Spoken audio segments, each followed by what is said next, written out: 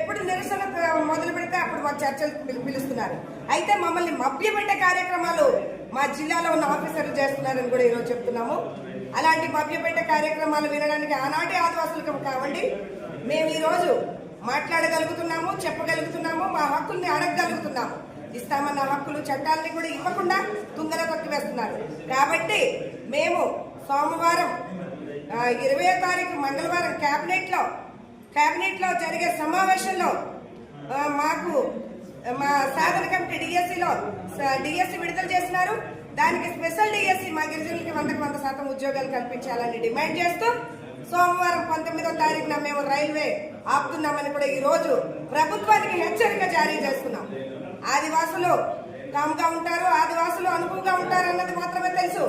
ఆదివాసులు ఆగ్రహానికి గురవ్వకండి అని కూడా ఈ రోజు మేము హెచ్చరిస్తున్నాం. జై ఆదివాసి.